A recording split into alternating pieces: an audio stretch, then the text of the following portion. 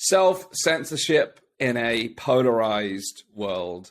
I recently asked members of our Elevate community, what issues are you currently avoiding speaking about for fear of criticism, conflict, or social backlash? And I wasn't surprised by the list of topics that came back. Of course, there was COVID, vaccines, vaccine injuries, Ukraine, digital IDs, central bank digital currencies, sex and gender roles, racism, politics, and more. There was a long list, but those were some of the main ones that I think many of us have felt challenges in communicating with others, where there's really polarized perspectives on these different things and grand narratives that dominate kind of the news.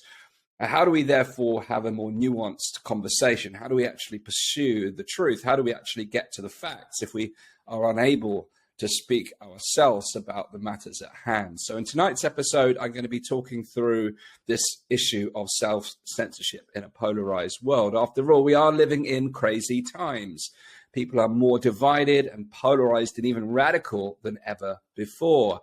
And this is true on whatever side of the political spectrum you find yourself upon. We've become so polarized that for any given situation, we seem to have just two viewpoints on everything. We have the group who support the current thing, and we have the group who oppose the current thing.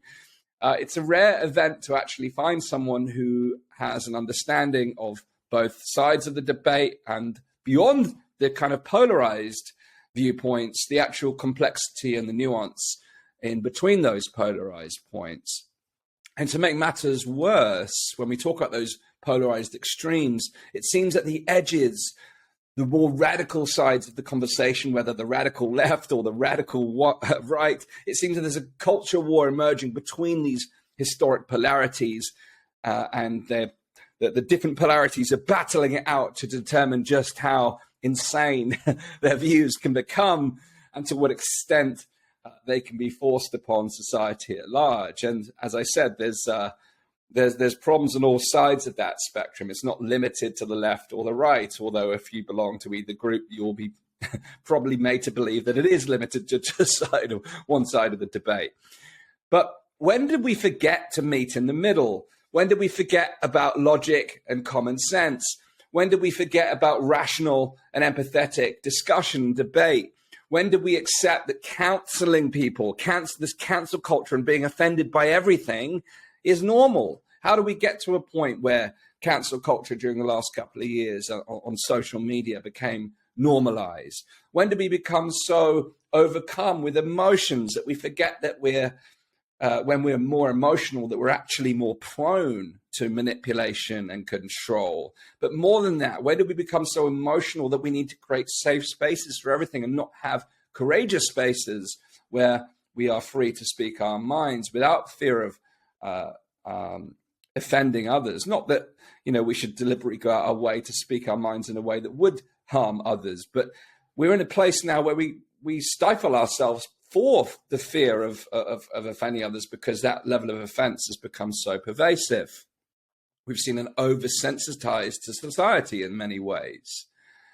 And ultimately, when will we realize that if we strip things down to argument one or argument two, point of view 1A versus point of view B, that actually both of those points usually have some semblance of truth?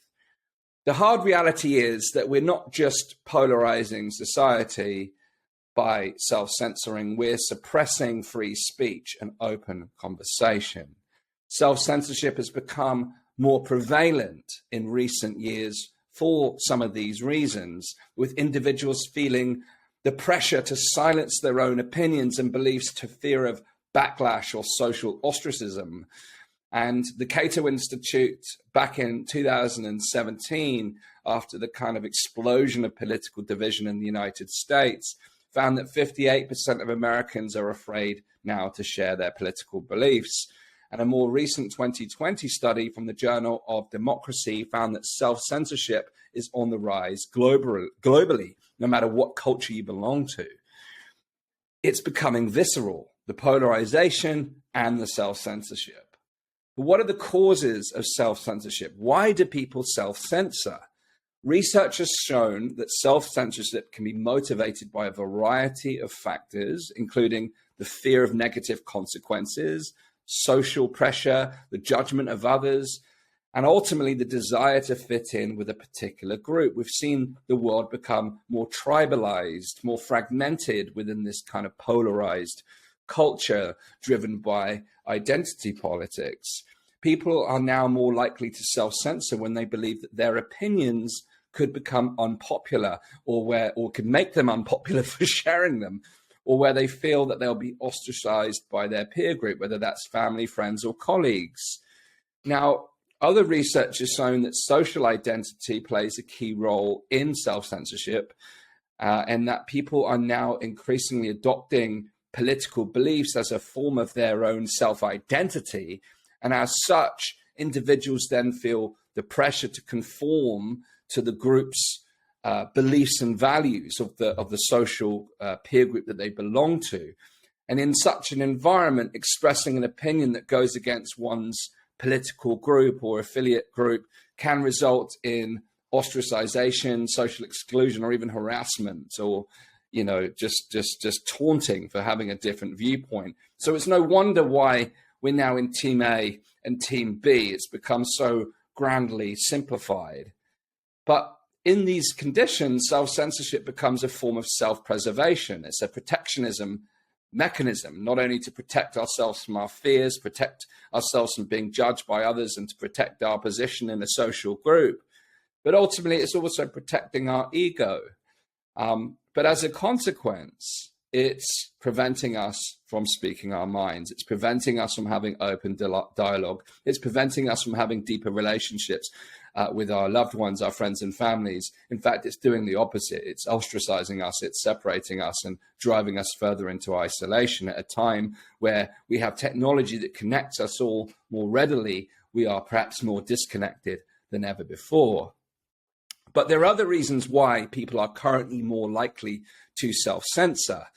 We've got this idea of cancel culture that I talked about. With the rise of social media and online activism, cancel culture has become a prevalent phenomenon. People fear that if they express an unpopular opinion, they might face public shaming or even lose their job, lose their livelihoods. And as a result, we saw it during the pandemic, people choose to self-censor to avoid any negative consequences. Everything is on public record now. So we've seen the story about Gary Lineker. I'm not going to go into that one right now, but you could look at the breadth of that across other personalities. Matt Letitia became a focus during the pandemic. The ability for an individual to have political beliefs in a public manner in the modern day is challenging. Secondly, the fear of offending. I mentioned this idea of safe spaces and this idea of being highly sensitized. Not only are people becoming more highly sensitized, but people are becoming more aware of the diversity of opinions and identities. And as a result, there is a growing concern about offending others. This fear of offending can lead people to self-censor, particularly when it's deemed to be around sensitive or personal topics or controversial topics. And lastly, of course, mentioning social media, it'd be remiss not to mention surveillance and censorship by government and tech companies. With the rise of surveillance online and censorship by governments and social media, people feel that their online activity is being tracked, they're being watched, they're being monitored, it's being shared in quarters that they being shared with people that they don't want it to be shared with, their online privacy has been violated. And as a result, people are self-censoring to avoid any potential repercussions. Now, here's the problem with this. Self-censorship not only has negative consequences for free speech and democracy, but it doesn't stop there. At an individual level, our ability to express ourselves becomes severely limited. It can hinder our own personal growth and development. It can stifle our creativity. And the reality is when individuals hold back on self-expression, they ultimately withhold their true thoughts and feelings, resulting in a lack of self-expression that can lead to feelings of isolation, loneliness, and frustration. And it's no surprise to see those things are on the rise. We can also see how self-censorship causes stress and anxiety. Individuals are constantly monitoring their thoughts and their behaviors to avoid any potential conflict or negative consequences with others. And ultimately, this leads to a a diminished sense of confidence, because when we can't express our ideas and opinions in a way that is authentic, then we start to feel like our own self-worth, maybe, or even our self-esteem is not valued. Our perspectives aren't going to be respected. So there's real ramifications at the individual level. Of course, this creates a major ripple effect at the societal level, where self-censorship ultimately undermines free speech and perpetuates the groupthink that underpins this Team A versus Team B mentality that we're living within, where you've got individuals who conform to the specific groups and opinions of their social groups rather than engaging in independent critical thought. Then we get these stifled societies, which ultimately undermines free speech because individuals are afraid to express their opinions. It limits the range of ideas and perspectives within public discourse. It limits debate. We've seen a complete erosion of debate around these kind of key issues that we opened up this conversation with. This level of self-censorship actually ends up fueling polarization, because it creates echo chambers where only certain perspectives are allowed to be heard and people don't want to deviate from the kind of line of thinking that the group has. And ultimately inhibits progress as a society, because it prevents the kind of difficult conversations and debates from taking place that need to happen. These debates and discussions are necessary to solve complex societal problems, and debate and discussion is required in order to make progress on important issues and actually ensure that the very fabric of democracy continues. And we've seen a whole range of issues where things from like the 15-minute cities to other topical issues where debate has just been completely flatlined. And as a result, people are not feeling heard. The democratic process relies upon open dialogue and the ability to express oneself freely. So if you have a problem where individuals are stifled, but also the mechanisms for debate and discussion are closed down or suppressed, then we have a really tricky situation. So it's not any surprise at all that we are facing a deeply polarized society. Now, the big question then becomes, what do we do about it?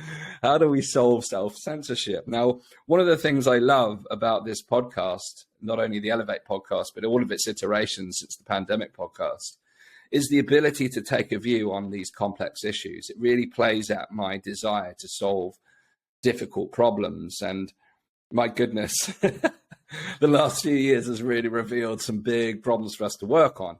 And self-censorship is no different, because it's been a common thread that's underpinned and underlined many of the community discussions that we've had over the last few years around the pandemic podcast and the related issues. Now, the good news is, we've had some fantastic conversations on the podcast with people like David Shower-Lambos and other communication experts who've helped us to understand how and why our communication breaks down, but also to share strategies for how we can improve the quality of our communication.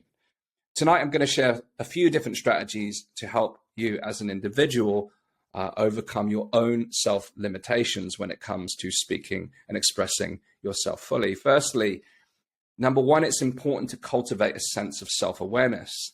Self-awareness, why is that important? Well, it's the first step in overcoming self-censorship, because first we have to realize when we're holding back. We have to become aware of our thoughts and our feelings and our perspectives and even our biases, as well as recognizing when we're holding back or censoring ourselves. Because often, when it becomes habitual, when we're in conversations with friends or colleagues or other people, we may no longer even realize that we're holding back. And at that point, we've got an unconscious limitation, and we have to shine a light on it to make it visceral so that we can actually recognize where we are holding ourselves back. So the first step is self-awareness. The second is to challenge our own assumptions and beliefs about what is acceptable or expected, because often it's our own inner voice that is preventing us from speaking up. We start to imagine what the other person might think or say or how they might react. And that could be well informed. It could be informed by previous discussions with the same individual or with others. However, the past does not equal the present, and we don't always know the exact circumstances of why someone responded in the way that they did at that set time. But we cannot allow those assumptions or even past realities to prevent us from speaking authentically and expressing ourselves fully. So the first step is to have that level of self-awareness, and then it's to look at our assumptions and look at exactly how are we holding ourselves back and what are the circumstances around it. Thirdly, once we're aware that we are self-censoring, well, there's no escaping practicing speaking up. We have to practice the art of expressing ourselves in perhaps initially low-risk situations with maybe friends or family who are typically supportive or open-minded and aligned on values. And I laugh because I know how many friends and families have fallen out over the last couple of years. You know, often the people who are closest to us are the ones who've been most difficult to have these difficult conversations with. But you need to tap into the sources of people who are at least some level aligned or radically open-minded, which is a lost art and trait within humanity, it seems, within the context of this polarized world. If we take those kind of initial low-risk conversations as first steps, it can help us to build confidence. It can help us to develop different ways to communicate our ideas and express our opinions effectively. Ultimately, communication is a skill. It is a two-way skill in the sense that it requires us to listen as well as express ourselves. And listening is a form, active listening actually helps us to overcome self-censorship because it helps us to expose ourselves to a wider set of perspectives. It helps us to understand different points of view. And ultimately, the deeper understanding we have of not only our own perspectives, but of competing and alternative perspectives, the more confident we can become in expressing our own viewpoints. Number 4 is to learn to handle conflict. You know, conflict and disagreement can be very difficult to handle, but learning to accept and respond to conflict in a positive and constructive way can help us overcome this issue of self-censorship. And by focusing on listening and even finding common ground as a starting point, it's easy to find differences. We can find differences very quickly, but actually it's almost as easy to find common ground when we start to look for what do we hold in common. And when we find what we hold in common as a starting point, it's easier then to expand the conversation. We're less likely to get defensive. We're less likely to raise our voice or shut down the conversation altogether. So learning to handle conflict, I'm afraid, is one of the most difficult things that we'll need to do, but it's essential if we're to advance the ability to have difficult conversations around difficult subject matters. Number 5 is to be part of or find a supportive community. I'm very blessed to have surrounded myself over the last few years with some amazing people where we've been able to have these difficult conversations. I take pride in the fact that the Elevate community that we've developed, our online private community, you can find at weareelevate.org, where we can have difficult and different perspectives all in one space without falling out with one another. It's a very respectful community. You know, we always talk about being the change we want to see, and I'm delighted to see the members we've attracted typically demonstrate those characteristics. We all have our moments. So surround yourself with a supportive community where open dialogue is encouraged, where different opinions are respected. I know those spaces are rare these days, which is why I encourage you to sign up for Elevate, weareelevate.org. And this can provide an open space and a courageous space for you to express yourself and practice overcoming self-censorship. You can learn to find your voice, if you will. You can, I could record a whole podcast on the idea of inner freedom, which to me, I had a revelation almost 5 or 6 years ago that real freedom comes from freedom from the shackles that we place upon ourselves. It's our own inner limitations, no matter what limitations the world may try to thrust upon us. Ultimately, it's the limitations within our own minds that prevent us from living our fullest possible lives and our fullest possible expression. So learn to listen to that inner voice of yours, learn to pick up on those inner limitations and to find true inner freedom. And to do so, relinquish yourself from the fears of being judged. Ultimately, the fear of being judged by others, the fear of losing our place in the social group, or fears of losing love and respect of others is often what holds us back from speaking up. Now, those fears are very valid. And the reason I had that revelation is because I'd spent most of my adult life and younger life dealing with those fears, coming face to face with them. But it's only when we find the courage, and courage is not the absence of fear, it's the ability to act in spite of fear. When we recognize those fears, those limitations that we place upon ourselves, that's an opportunity for us to grow. Every opportunity where we take the opportunity to have a conversation, whether online or offline, is an opportunity to understand different viewpoints, but it's also an opportunity for us to grow and express ourselves in our own way. And ultimately, as I've stated, self-censorship is not just about you as an individual, it's also about the other person in the conversation. And when we empathize with other people's perspectives, when we lead by listening, we therefore create the space for open dialogue, and we create the solid footing where we can begin to find common ground in which to expand upon. And I speak about this, more broadly in the sense of self-censorship, because in the context of this conversation in a polarized world, it's not just about our own ability to speak our authentic voice. It's about the ability to speak into difficult subject matter. And I know what you're thinking. Sounds good, Dan. I hear you. But what about those people? What about those people? What about those who refuse to listen to the facts?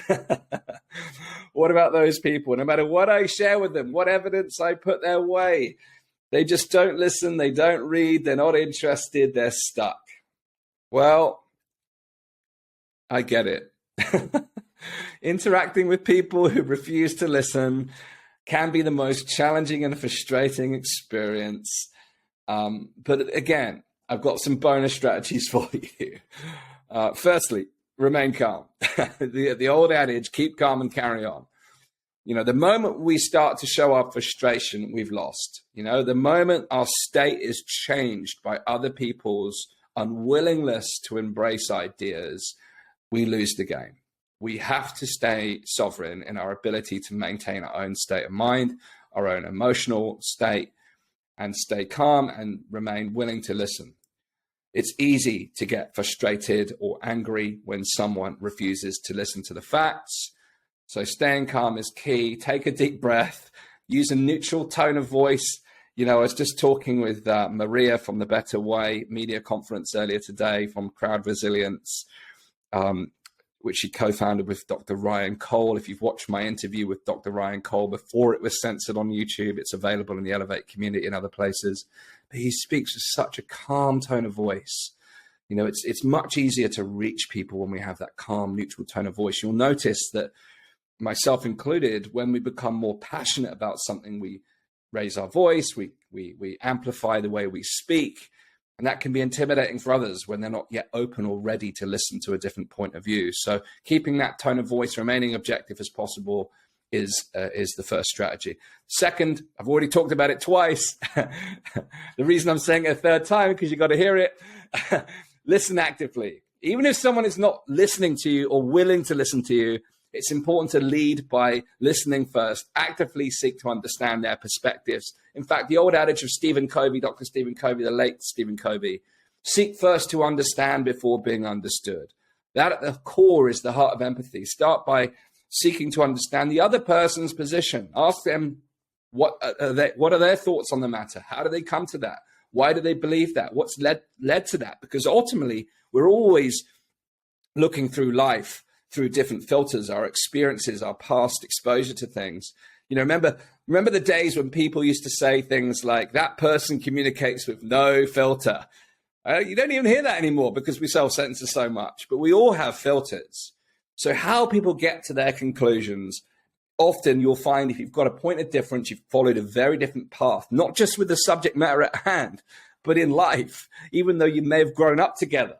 The experiences, the values, the belief systems that you hold could be radically in conflict. You just didn't realize it until you had that one difficult conversation. So remaining calm and listening to different points of view shows that you're interested in learning what they have to say. And after all, if you want to be heard, if you want your perspective to be listened to patiently and understood, then surely you have to offer the opportunity to someone else first. Now, the third piece is around analogies, metaphors, different ways of explaining things, stories. This is something that David Charalambos talks about a lot. You know, sometimes facts can be difficult to understand. You know, it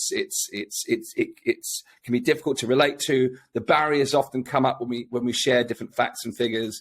So using stories, metaphors, analogies can actually help break the ice, but also help make complex information more accessible and relatable. Now, if you don't happen to have a whole bag full of analogies, metaphors, start collecting stories, listen out for them. And again, this is your opportunity to get creative. Number 4, I've talked about it already, find common ground. You know, even if you disagree on very specific facts, try to find common ground, at least on some level, with the other person. Focus on your shared values, you know, the things that you hold dear, what brought you together as friends or loved ones or colleagues in the first place, to remind yourself that you have a place to grow from and a place to develop the conversation. And lastly, importantly, you know, often when we talk about facts, we're engaging with the logical mind, we're engaging in an objective point of view, we're into the rational space of our mind, but we're ultimately emotional creatures. And people often reject facts because they feel threatened or uncomfortable. So acknowledging their emotions first, and actually, you know, their own fears. You know, fear was a big driver during COVID. People felt vulnerable. We already said at the beginning of this broadcast that, you know, when people feel fear, they're more prone to manipulation and emotional control. We saw that actively being weaponized during COVID with behavioral science and propaganda. So rather than, you know, making yourself the victim in this conversation because you can't get through to the person, recognize that the person you're speaking to may be a victim of the wider circumstances, the wider societal factors, the fears and the propaganda and the behavioral science. And therefore, when you see someone in their fears and you hold them in their fear, I did the same with my mother. You know, my mother was deeply afraid of COVID, still is. When I started to see her almost as like the scared inner child in her, I communicated differently, because when we communicate with love, with someone in fear, we hold a much stronger. It's not easy. Believe me, I've had plenty of conflicts with my mother and others. It's often hardest when they're nearest and dearest. But when we acknowledge their emotions, it breaks it down. People feel, people feel understood.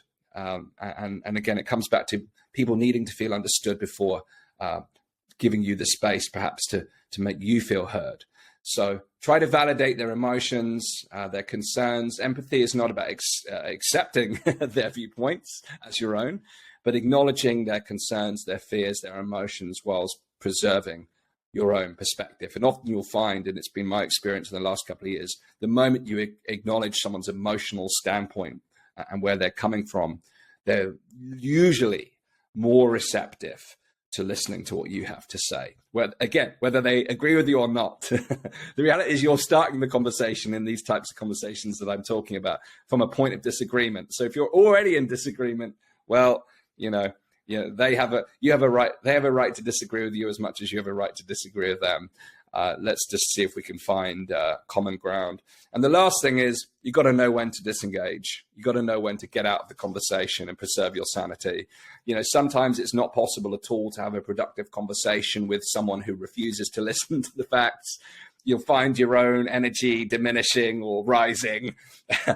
And if the conversation becomes so heated or unproductive, it may just be time to disengage from that conversation altogether, or the topic, or just move on to talk about something else. Talk about the kids, talk about the weather, very British of us. Oh, weather's improving. Oh, yeah. Oh, the clocks are changing at the weekend. Yeah, that'd be nice. Warmer evenings. Yeah, that'll start to kick in. Go back to small talk, disengage, as frustrating as that may be.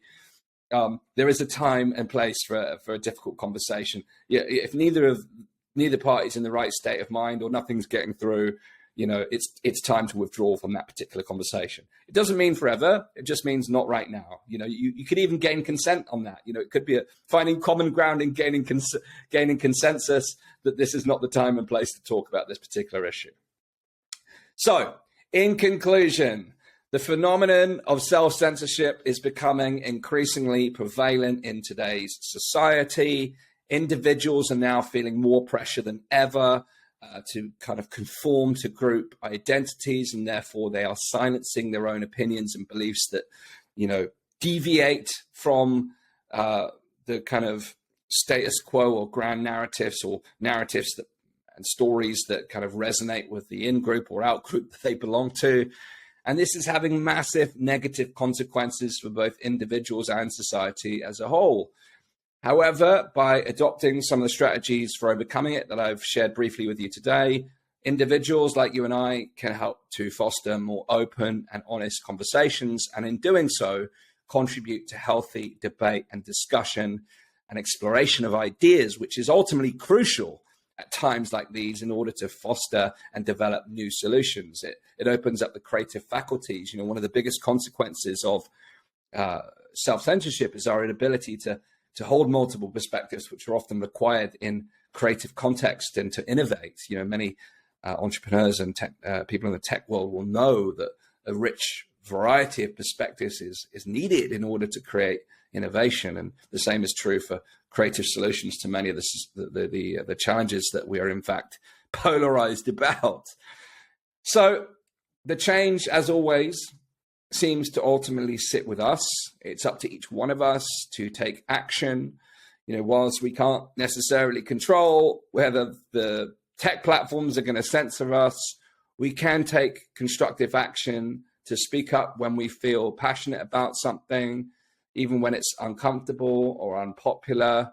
It's our responsibility to take full control of our own narratives, both our internal narratives that could potentially hold us back from speaking up, but also our external narratives and the things that we share with others.